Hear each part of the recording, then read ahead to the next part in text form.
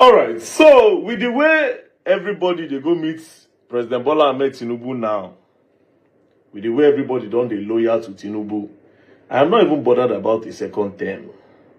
I'm not bothered about the second term. I am not bothered about the third term.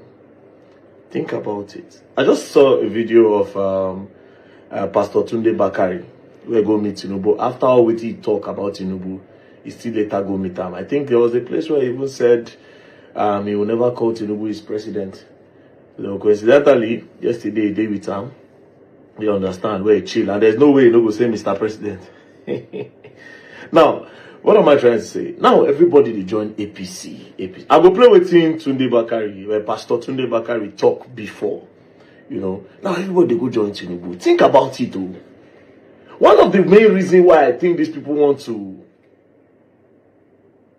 to push hard for a one-party system, I don't think it's because of 2027.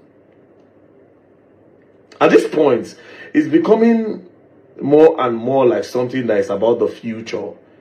I feel like they are trying to do one-party system because guy man no go want leave power when in tenure finish. Just think about, because if it's a one party with the kind of influence he has, who won't challenge him? If not one party, who will be the opposition to challenge him when the major part, the structure, the people that have influence in the opposition are already going to join APC? You think about these things sometimes. They say, oh yeah, President Bola Ahmed Tinubu don't old. Oh man, but still on still, bro. Yeah, the way the thing they go now, because at the end of the day, I don't know. But anyways, this is a picture of Pastor Tunde Bakare with him. And let's play an old video of Pastor Tunde Bakare.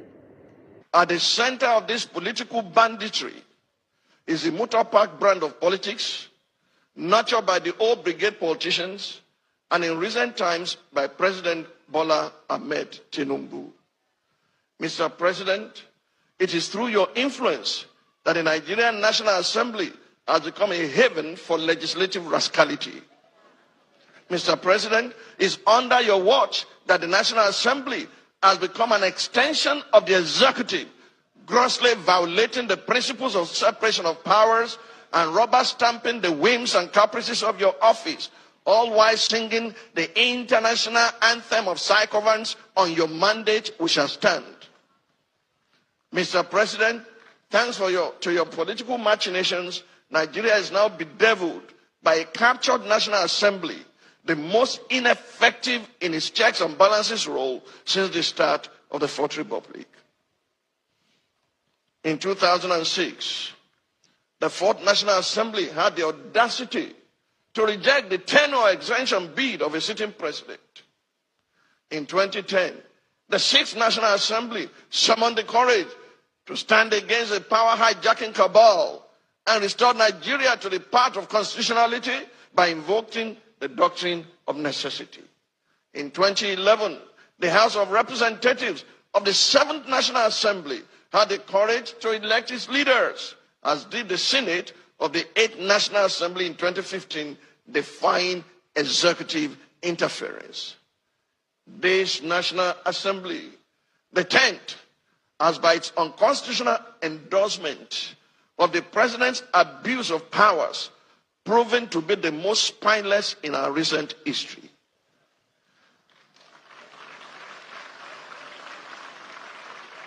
Through its actions and inactions, the National Assembly has in effect become the 48th member of the President's cabinet.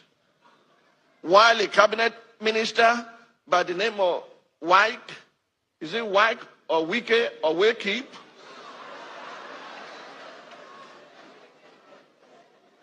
Why a cabinet minister has more or less become a third-time state governor in Rivers State, pampered by the indulgences of the president.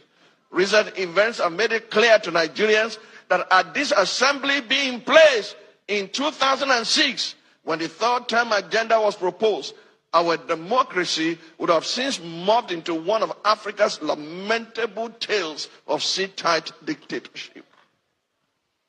To the president of the Nigerian Senate, who has not heeded the call to subject himself to an unbiased investigation, to clear his name of the allegations leveled against him, and under whose leadership the National Assembly has become a carry-go legislature, hiding under the umbrella of technicalities and a dubious voice voting system.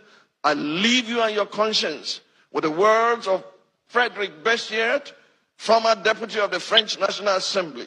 He said, and I quote, "When plunder becomes a way of life for a group of men in a society, over the course of time, they create for themselves a legal system that authorizes it and a moral code that glorifies it."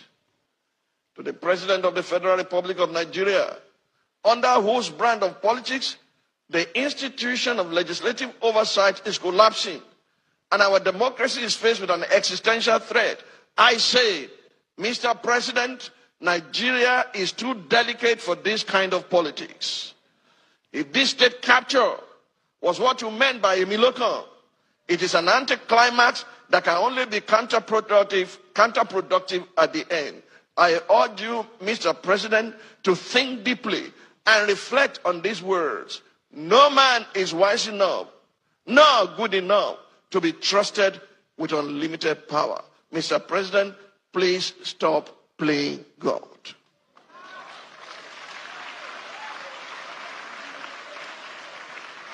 Now, this being said, it still no mean say the man no fit get in another opinion. I mean, it's possible that President Bola Ahmed Tinubu called him and convinced him that don't worry, we are going to do the government well.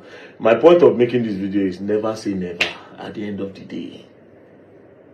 But me, as I did like this, even if everybody go join there, me, well, I'm never ever going to do politics. It will be my business. I'm not even interested in it. But like I said, 2027, now I go see betrayal. 2027 election, all the people where they help, but the ones where they shout, Peter Obi, all of them. I say plenty of them, they don't collect their money this period. A lot of people don't collect money. They don't collect money keep. They are just waiting for that day, make everybody just say, man, fuck it. I mean, money they give me, don't do okay for me. So, Nigeria, you gonna learn. I will learn the hard way. Don't play.